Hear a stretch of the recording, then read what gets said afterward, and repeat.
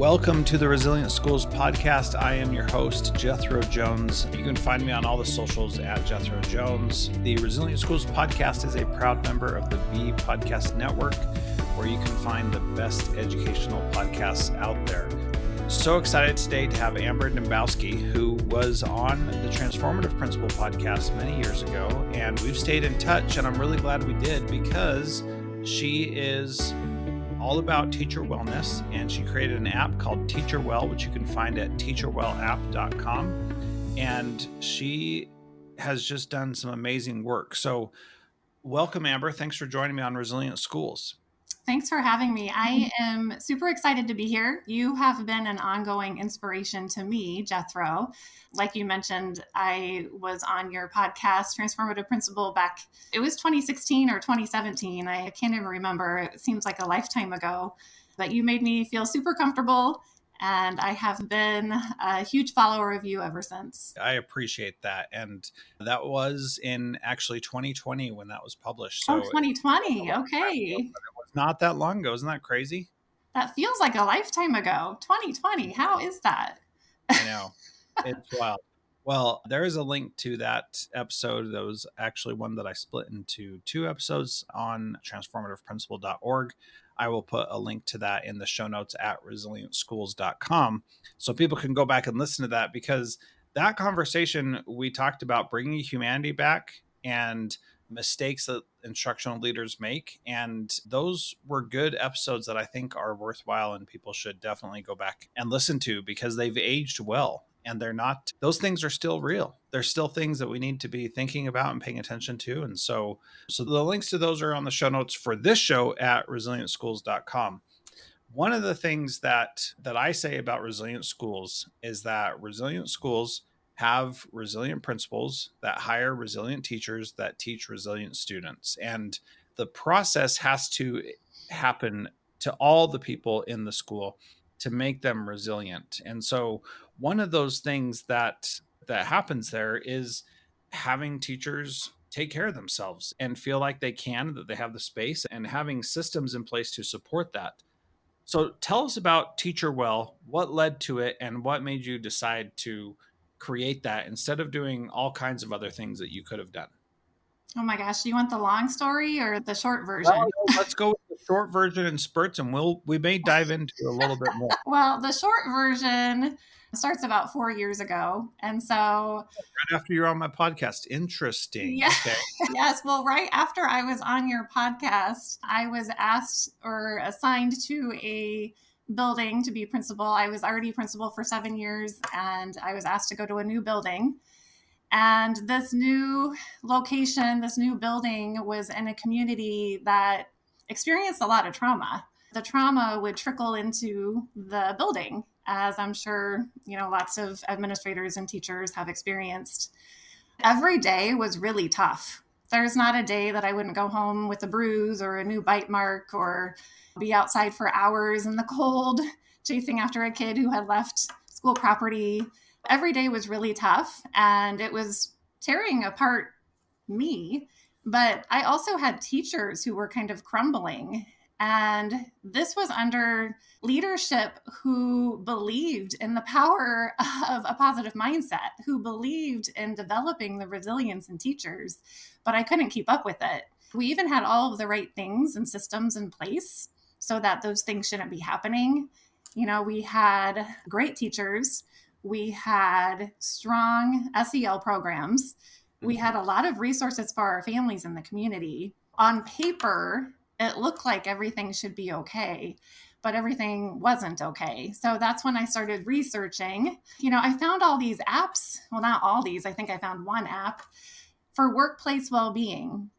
I was intrigued by it, but it was so expensive, and it was developed for corporations. Corporations like Paramount, Walmart, hundreds of them. I can't think of all of them, but they were purchasing this app, and I wanted to be a part of that. And it kind of pissed me off that this is something that education doesn't have the funds for, because we need it probably more than anyone else, in my opinion. Well, and if I can interject there real quick, this idea that there are things that industry is doing that we are not doing in education that are very real and definitely have an impact. And sometimes they are priced out of reach Mhm. for education, and that could be very good. There was one, gosh, I can't remember the name of it now. I will probably remember it and I might bring it up later. But there was an employee engagement app tool that was out there that I just thought was amazing and was so good, but it was so expensive. It would Mhm. have cost like half of our entire budget to be able to access it. And they wouldn't offer an educator discount. And it was too bad because it could have been really beneficial and provided some good things. And it's just unfortunate when those things happen because it doesn't always have to be that way. Absolutely. And that was really kind of the deciding factor for me. Like, there's something bigger out there that I need to dedicate my time toward and that I want to be a part of. Yeah. And so you created the Teacher Well app. And so what does it look like and how do people use it for their well being? And also, why is it so important for a school or district to purchase the license for everybody and not just an individual? Gosh, that's a packed question there. So, there are three main, I guess, things that Teacher Well tackles. And actually, I wrote down a quote. So, you host a monthly meeting Yeah, for the Big Impact Mixer. that's And right. Go check it out if you want to make a big impact. Thank you for bringing that up, Amber. Absolutely. And the very first meeting was about resilience. And I wrote down this quote, and I'm pretty sure you're the one who said it. Oh, you're quoting me to me? That's amazing. Yes, you said resilience is a little light that encourages you to take the next step. Was that you? It could have been. I say a lot of things. I don't always remember them. Well, I'm pretty sure it was you. I wrote down the quote, I have it right here in front of me. And that's what Teacher Well is. It's a little light that encourages people to take the next step. So it develops resilience, it's self awareness, and it helps people prioritize self care. So those are really the three main things that the app does. And it's curated all for teachers, even though the strategies that you learn within it generalize to the rest of your life. Because as a teacher, you walk in and you're not just a teacher, you're a mom or a dad or a sister or a daughter. So you're those things first and then a teacher. So, Teacher Well, the strategies are rooted in the stressors of the job of an educator, but you can use those strategies in any part of your life. Well, and this is what I like so much about it is that it is not designed to help you be a better teacher. It is designed to help you be a better person. And I can say that confidently because it's not about. So, one of the things that I often say is you shouldn't take care of yourself so that you have enough to give everybody else. You should take care of yourself because you personally matter enough that you should take care of yourself just because you are a human being and you deserve to be taken care of as a human being. And all too often, especially in education, we self sacrifice for the good of someone else. And, you know, we don't do the things that are good for us because they're good for us. We always say, well, I need to do that so that I can have more time, energy, whatever, to support these other people. And it's like, no, you really got to recognize you are valuable enough as your own self to take care of yourself in a powerful way. And that's what you're talking about here as well. For sure. I've always been so fascinated by athletes. I'm not a huge sports buff, but just I find fascinating because their job, professional athletes, their job is to go out and do this real physical activity. But then when you really read about how they prepare for it, there's a lot of mental fitness that they're doing behind the scenes. And I think that's something that we're missing. Kirk Cousins was talking about how his recovery time is so important. And I think we need recovery time as teachers. I know we're not out there getting tackled. Actually, I think I have gotten tackled once, but not on a daily basis. But our minds are going through a battlefield every single day. And so we have to build in that time for the recovery. And then there's also mental fitness. Just like you do push ups to gain strength in your arms, you also need to do things to build up the neural circuits in your brain. Just to kind of simplify it, and I'm sure you're familiar, There's the amygdala in the back of the brain, and that's where our fight or flight response is. And then the prefrontal cortex, that's where we can think more reasonably, but that's also where hope, resilience, and self-compassion lives. All of the messages that go through our brain, they have to go through that amygdala first. And if our neural circuits aren't strong enough, if we don't work them out, it's not going to make its way up to the prefrontal cortex.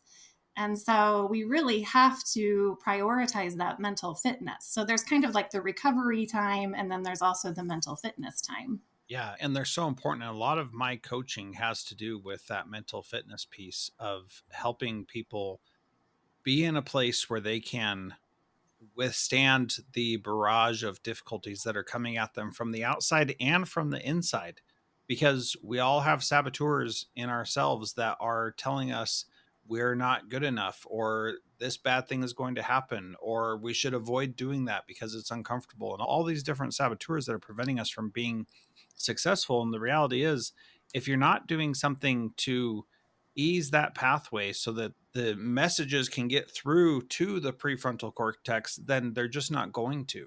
Mm-hmm. And you're going to react with your lizard brain, with your biggest fear first, instead of with how you actually want to react. And so, how does your system help people with that? So the app is filled with a variety of resources because just like I mentioned, we all come in as different people. We all have different experiences. We all have different knowledge. And so we need a variety of strategies because not one thing is going to work.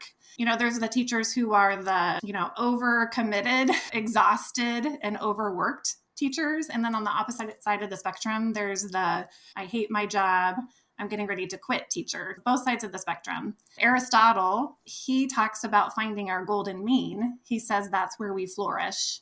And the golden mean is that happy middle. It's whatever is in between all of that.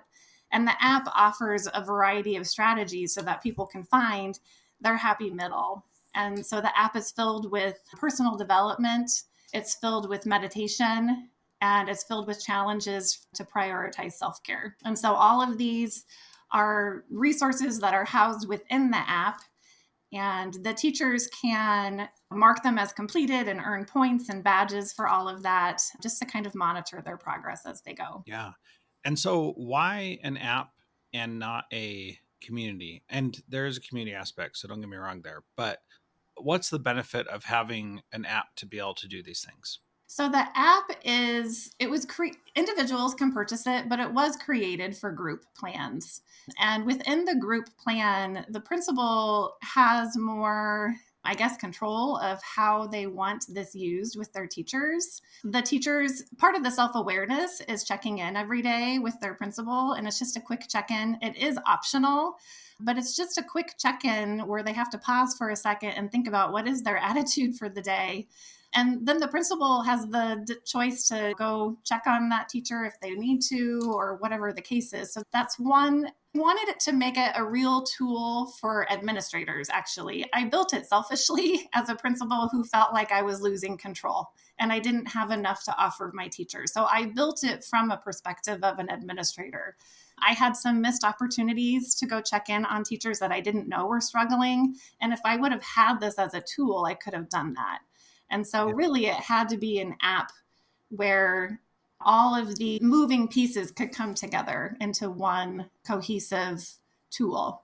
And part of the benefit of it is that if it is outside of the school system, as it were, it's not part of their evaluation. It's not like what they say is going to end up on that. And I think that that's valuable because it's like this supportive, interested third party that's there to help and support, but not there to influence or catch or anything like that. And it allows for the human connection. And one of the things that I see is that it facilitates the human connection in a more powerful way than a lot of other things that could happen, right? And so this automatic check-in with the principal, that is a human to human connection that's facilitated through an app that makes it easy for the principal to have check-ins with everybody. that's a little thing, but that's also a really big thing that you Yeah, can put up a flag and say, "Hey, I need some help over here." And, if the principal's looking too, they can see that flag and go and help you. absolutely. I can't even tell, it was always a goal of mine to make it into every classroom every day, to greet the teachers every morning, but it kicks in and that wasn't always possible. So this makes that possible. So, there are other roadblocks. What else is gets in the way of principals and teachers being able to prioritize the wellness? Teachers are completely exhausted. There is compassion fatigue, decision fatigue, attention fatigue, all of the behaviors that they're navigating throughout every day.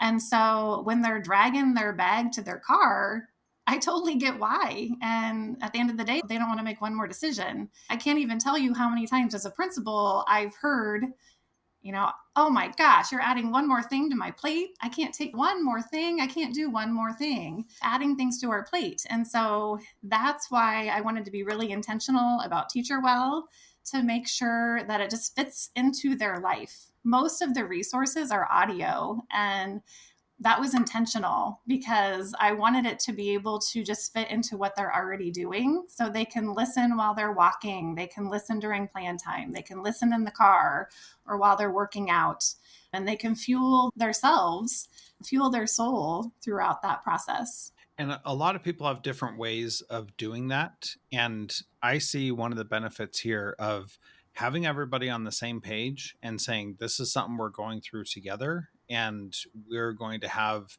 support, common language, things like that. How does that help in the process of improving morale and culture in a school? I think, when a principal or a district purchases the app, they're making a huge statement. It's an incredible message. They're saying we care about you. We know this job is hard, and we're going to give you the tools to help you feel better about yourself and to feel your best self when you walk through that door. And so I think it starts there. But also, the principal has to be a little intentional about what they're doing and how they're using it. It's not like they can just purchase it and throw it out to the teachers and think all is well. Just like when you purchase new curriculum. So, but I support them through that. I have templates of emails that they can send to their teachers. I create, if they have the time within their PD calendar, I create little PD sessions that they can pull from and use to incorporate Teacher Well into those sessions. And so you're right, the language and just the focus, I think making the statement of this is important. I believe that your well being is just as important as the instructional strategies that we're teaching. I think it's all powerful. And it really has to come, well being has to come before school improvement. Once well being's in place, school improvement's going to skyrocket. And I have a whole page on that on the website for Teacher Well app. Some of that is because when teachers are stressed, they're not teaching in quality ways. They're not in strategies very well. But the other thing is just emotional contagion. Stress is contagious. You release cortisol when you're stressed, which actually releases into the air and increases the cortisol of anyone around you. So then their stress level rises just for being around you. So teachers are stressed, get stressed, they start to misbehave, which stresses the teachers out, and it just creates this negative loop, this negative pattern that you want to avoid. And if you can find ways to avoid it or combat it, then your school improvement's going to skyrocket. Yeah, that is absolutely true. And if you are stressed and worn out and just exhausted and tired, it's going to be really hard for you to show up as your very best with the students that you're working. And so if you're like, man, we really just need to improve school improvement and then we can focus on teacher wellness. No, you got to swap those around. And Mm-hmm. that includes principal wellness and student wellness also. Like those things, if they are taken care of, everybody has more bandwidth to do all the other stuff. So I think that is fantastic. So thank you, Amber, for being part of Resilient Schools. This has been awesome chatting with you. You can go check it out at teacherwellapp.com. And then Amber is active on all the social medias. We've got her links to those in the show notes at resilientschools.com. Final words before we part, Amber. What's the thing you want everybody to remember from our conversation today? Oh gosh, I think that we just have to love ourselves enough and invest in ourselves, knowing that we are able to accomplish so much more than we think we can. The things around us are tearing us down, but if we can persevere through that and have the tools to do it, we can really feel happy and joyful every day as a teacher. Yeah, absolutely. Well, Amber, this was great. Thank you so much. Appreciate you being here. Once again, it is teacherwellapp.com. And Amber, thanks so much for being part of Resilient Schools. Thank you, Jethro. This episode was edited by Gage Sanderson.